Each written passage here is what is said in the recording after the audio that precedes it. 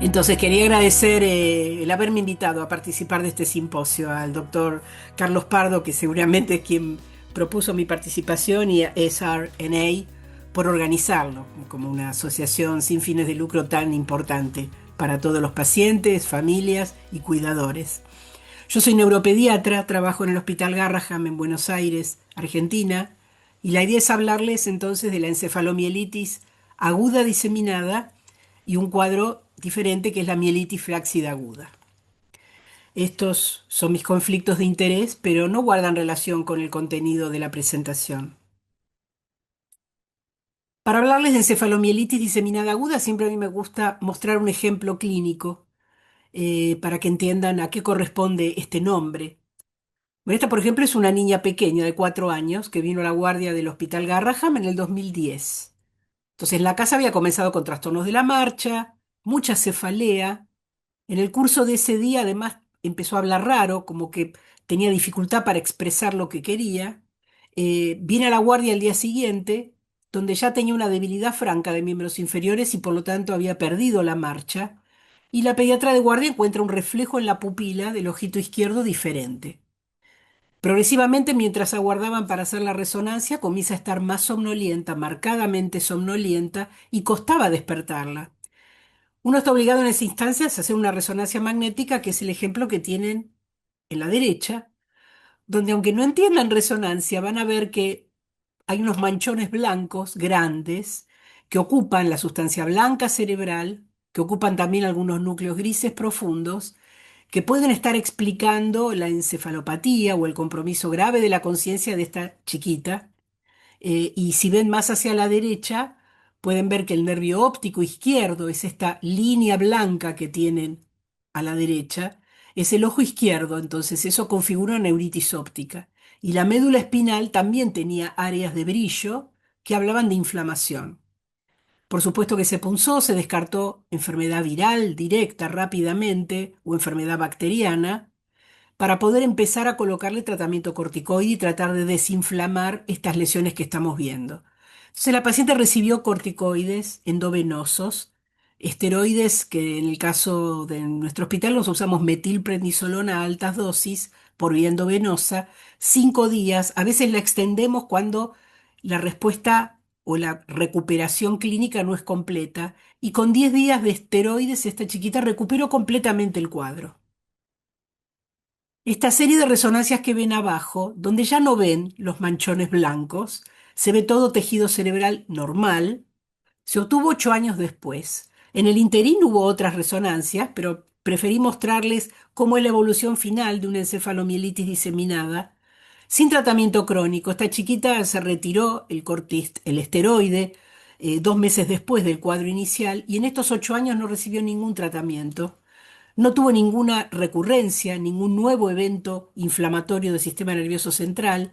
En el examen está bárbara, tiene una marcha independiente, solo le han quedado reflejos vivos en miembros inferiores, lo cual es como un signo residual, pero no un déficit o una secuela motora. Está preparando su ingreso a la escuela secundaria y tiene un desempeño cognitivo normal. Esto es lo que conocemos entonces como encefalomielitis aguda diseminada. EMAD o EMDA la pueden ver en algunos reportes en español, ADEM en todos los reportes en lengua inglés, en inglés. Es Acute Disseminated Encephalomyelitis. Los criterios diagnósticos han venido más o menos respetándose desde el 2002, que tuve la primera publicación sobre encefalomielitis, luego con el Grupo Internacional de Esclerosis Múltiple Pediátrica en el 2007 mantuvimos prácticamente la misma definición, y se fue actualizando en el 2013 con este concepto que les digo ahora. Es decir, es considerado el primer evento de un compromiso inflamatorio que presenta el chico. Digo el paciente pediátrico porque es mucho más frecuente en pediatría. Tiene que ser polifocal, es decir, el paciente tiene que tener diferentes déficits. Esta chiquita tenía ataxia, había perdido el lenguaje, no podía caminar porque tenía un compromiso de médula, por lo tanto debilidad de miembros inferiores, y además tenía una neuritis óptica. Y todos estos déficits en el contexto de una encefalopatía, de un compromiso de la conciencia que se va instalando acompañando los déficits. Es importante que ese compromiso de la conciencia o esa somnolencia excesiva no sea debido a un cuadro febril, a un síndrome febril sostenido, o a una enfermedad sistémica como una bronconeumonía, o que el paciente haya tenido una convulsión en la casa y lo recibimos en la guardia en un estado postconvulsivo. Esto es una encefalopatía per se. Las lesiones que uno ve en la resonancia son las que provocan los síntomas. Y la resonancia magnética tiene que ser anormal, tiene que mostrar las lesiones que les evidencié, que les di el ejemplo, durante algún momento de la fase aguda. Así que a veces la resonancia no puede no mostrar las lesiones si uno la hace en los primeros días de la sintomatología, pero al cabo de la segunda, tercera o cuarta semana tienen que estar presentes. Encefalomielitis diseminada es en realidad un síndrome inflamatorio del sistema nervioso central. Es como este chico está demostrando un primer evento de esta enfermedad inflamatoria. No es una enfermedad definida, es un síndrome, es un conjunto de signos y síntomas.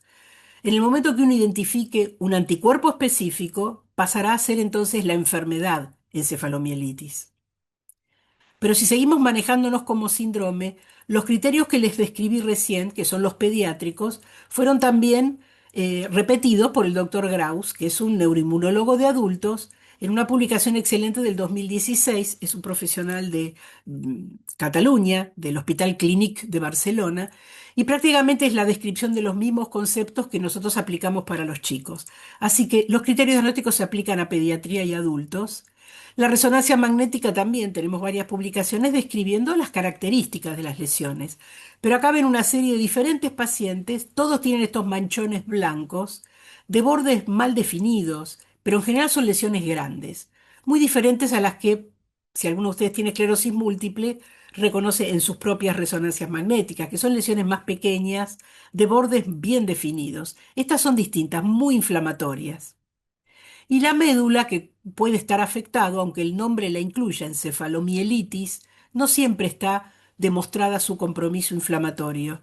Pero lo cierto es que si lo está, alguna de las lesiones tiene que ser longitudinales, o sea, larga, tiene que afectar más de 3 metámeras. Y puede afectar más de 2 sectores de la médula, por ejemplo, algunas en el sector cervical y otras más caudales, más bajas.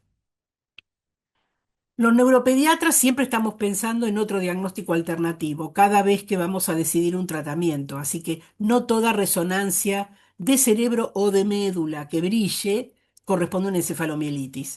Así que hay una lista larga de diagnósticos diferenciales que siempre tenemos que descartar.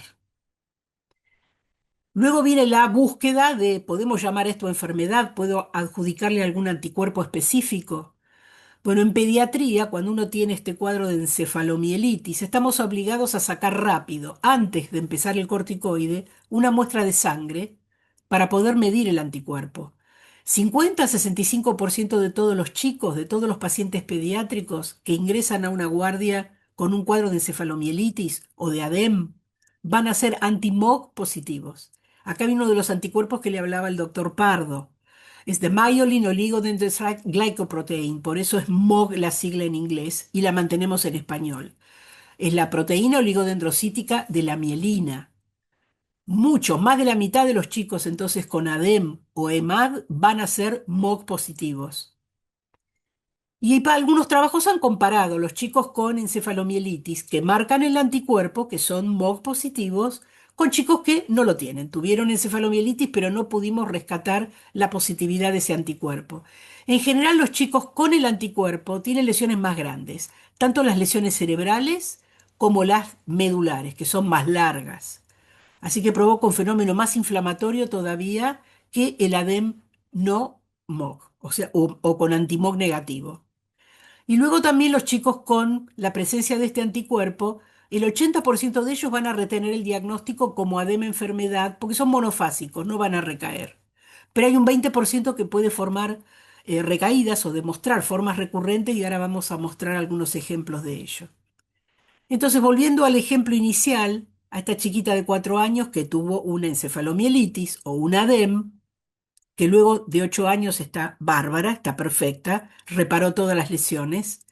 Yo había guardado una muestra de suero antes de empezar el corticoide en el 2010 y en el 2014 tuve oportunidad de enviar esas muestras, la del 2010 y 2012 y una sucesiva del 2013, a Oxford, donde se empezaban a hacer estos anticuerpos. El suero inicial, el que coincidió con su ADEM inicial, fue MOC positiva. Luego de sacar el corticoide, en el 2012 pude enviar otra muestra y aquí le dio low positive, o sea, era un título más bajo que el inicial. Y desde el 2013 esta paciente es MOC negativa. Este es el cuadro típico entonces de encefalomielitis con anticuerpos anti-MOC positivos que se comporta como monofásica y que retiene por lo tanto el diagnóstico como enfermedad, encefalomielitis diseminada aguda, como parte del espectro MOGAD, de cual luego van a tener una charla. Esta es otra niña de 5 años. En la línea superior está la resonancia con la que entró la guardia, con un cuadro de encefalomielitis diseminada aguda. Ataxia, afasia, vómitos recurrentes, encefalopatía.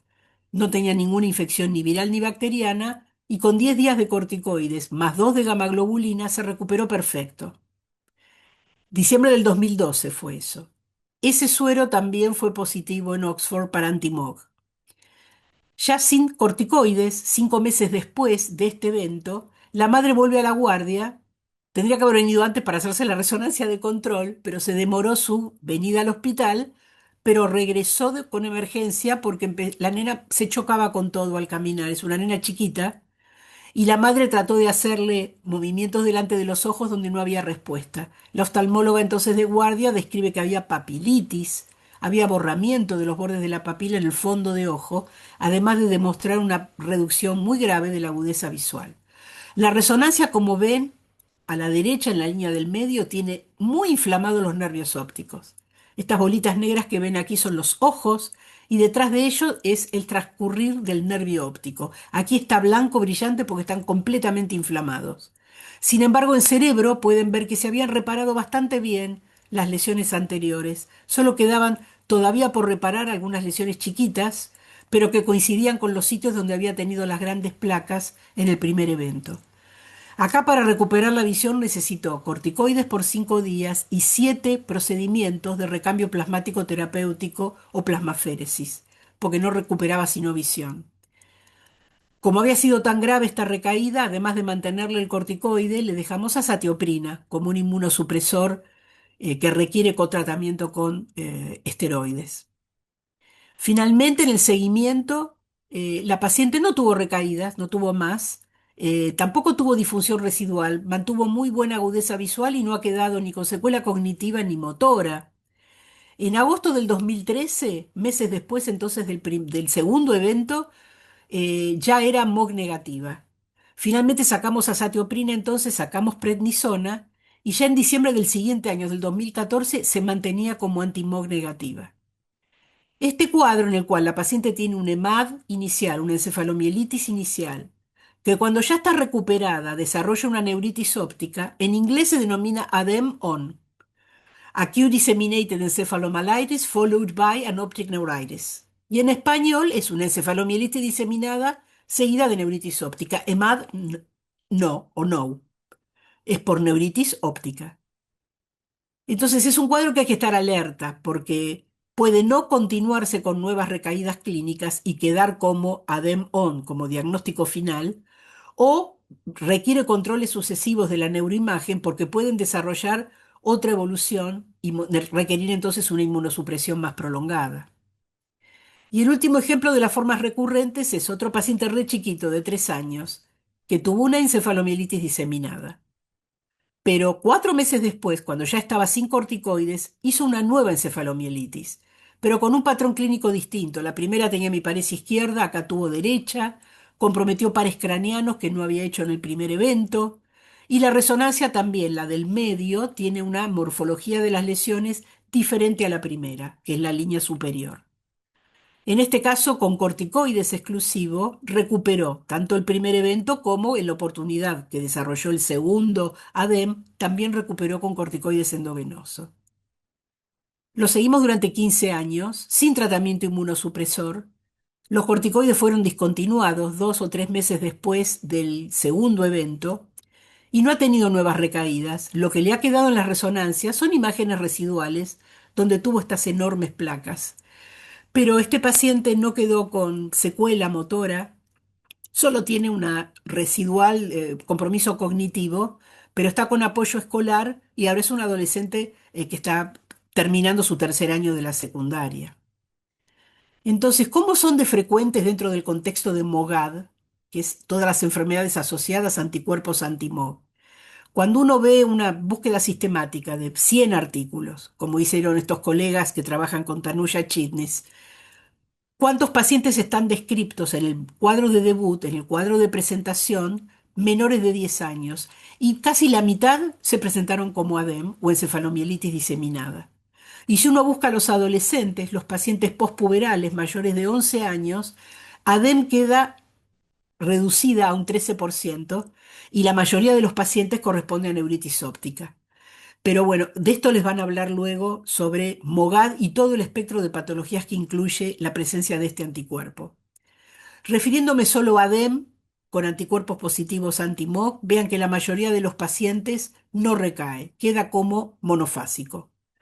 Pero un 5% puede hacer la forma multifásica y un 6% hacer el ADEM-ON seguido de neuritis óptica.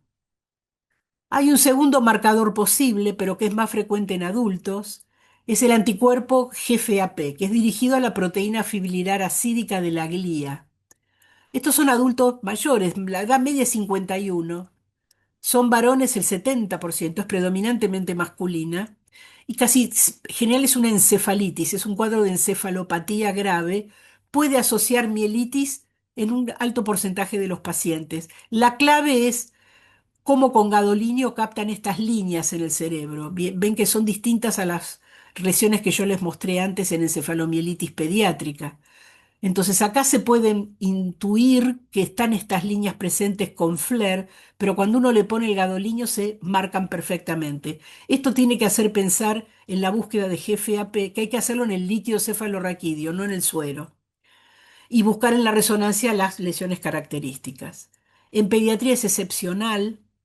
eh, este trabajo que les presento aquí no es personal porque no tengo ningún paciente con este marcador. Y este multicéntrico reunió 11 chicos con el marcador GFAP. Y el cuadro también es una encefalitis o meningoencefalitis con o sin mielitis. Acá es menos frecuente la presencia de mielitis. Y la presencia del anticuerpo GFAP tiene que estar en el líquido cefalorraquídeo como estaban en todos estos pacientes. En general, encefalomielitis diseminada tiene buen pronóstico, se recupera el 60, el 80% de los chicos siempre que uno sea agresivo con el tratamiento. Por eso es variable el porcentaje porque depende si se llegó a poner plasmaféresis para desafiar como terapia de rescate o no.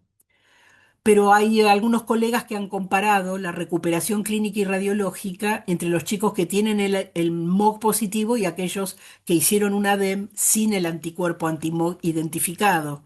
Y la recuperación clínica es mejor en los chicos que marcaron el anticuerpo anti-MOG. Lo mismo ocurre con la reparación de las lesiones en la resonancia. Vean acá estas grandes placas que tuvo este chiquito con ADEM y anticuerpo anti-MOG positivo y cómo reparó muy bien en la imagen de la derecha. Y lo mismo ocurre en este coronal, comparado con un coronal en T2 también para ver qué bien recuperan las lesiones. Otra historia es mielitis flácida aguda. Esto es un tipo de compromiso medular. Es una inflamación de la médula, como puede tener el ADEM o como puede tener muchas formas de mielitis. Van a tener una charla luego de mielitis transversa o de mielitis longitudinal pero inflamatoria. Esta es una mielopatía infecciosa. Es grave y tiene una presentación clínica diferente. El daño no es provocado a la sustancia blanca de la médula espinal, en este corte como ven axial, sino que el agente viral causa la afectación en las motoneuronas del asta anterior del cordón, a la sustancia gris del cordón medular. Digo presentación clínica diferente porque esta es una parálisis flácida que compromete miembros superiores. Uno en general ve en las mielopatías, mielitis inflamatorias, acompañando a la DEM o parte de la neuromielitis óptica, y la debilidad es predominantemente de miembros inferiores. Puede también asociar un miembro superior, pero generalmente es una paraparesia, con mucha debilidad. Esta es una plejía o paresia de miembros superiores, con flacidez y sin reflejos presentes. Es más frecuente en pediatría. Es de rápida instalación, casi siempre tiene una infección respiratoria previa que la desencadena, y el compromiso motor tiene esta compromiso de miembros superiores que suele ser asimétrico. Un brazo está más débil que el otro. Y a veces, esta es la resonancia que ahora les muestro más en detalle, pero puede ascender el proceso infeccioso o el epifenómeno inflamatorio que lo acompaña hasta el bulbo y dar compromiso respiratorio y los chicos requieren respirador, asistencia respiratoria mecánica. Lo interesante es que cruza en brotes, es viral, entonces no va a venir un solo paciente con el cuadro. El punto es que una mielopatía flácida es de denuncia en Argentina y en Norteamérica, porque se supone que es secundaria a la poliomielitis, y esto está prácticamente erradicado en todo el mundo con la instalación de la vacuna. Sin embargo, en el 2014 se reportaron en Estados Unidos y en Canadá un brote de chicos que ingresaban a las guardias con enfermedad respiratoria, que estaban positivos para enterovirus D68 y que se asociaban a esta parálisis flácida de miembros superiores. Hay un montón de reportes, elegí estos dos, pero hay muchísimas publicaciones porque fue muy importante y muy grave este brote epidemiológico. 2 años después ocurrió en Latinoamérica, se vino para el sur. Empezaron a ingresar entre abril y mayo al Hospital Garraham chicos con esta parálisis flácida, asimétrica, un brazo más afectado que el otro, y era un fenotipo, no teníamos diagnóstico, era un fenotipo de etiología incierta. La edad era más chiquitita que el brote que hubo en Norteamérica, 3 años de edad, era la edad promedio, y nosotros publicamos este grupo de 11 chicos, el grupo de colegas que lo siguieron, pero esto era en el Garrahan, pero también recibieron otros hospitales pediátricos y clínicas privadas, así que fue un brote de significación muy importante. El diagnóstico entonces era la pesquisa en la resonancia de esta mielitis longitudinalmente extendida. Vean entre las dos flechas azules toda la médula está inflamada y en el corte axial ven cómo se proyecta solo para adelante las dos puntos lesionales donde afectó el virus. Uno más intensamente blanco que el otro y esta chiquita tiene una plejía más importante para el lado izquierdo. Por supuesto que uno lo punza porque era un diagnóstico incierto, no teníamos idea qué correspondía, así que líquido cefalorraquídeo se cultiva, se lee el líquido buscando el agente infeccioso. Se buscan también bandas oligoclonales, cómo se comporta la IgG de ese líquido, a ver si esto era autoinmune. Pero la clave, cuando uno ve este fenotipo de debilidad de miembros superiores y que además viene de una infección respiratoria, es hacer el aspirado de secreciones nasofaringeas. El virus va a estar ahí. Es excepcional que lo rescatemos en el líquido, es excepcional que lo rescatemos en sangre.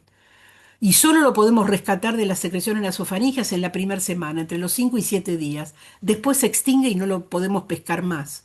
Estos chicos tenían la presencia en secreciones nasofaringeas del enterovirus humano D68.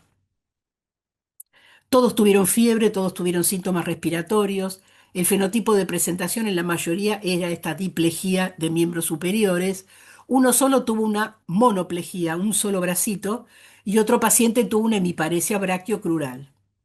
No está aquí en esta serie, pero uno de los chicos además tuvo más proyección superior y requirió respirador, asistencia respiratoria mecánica.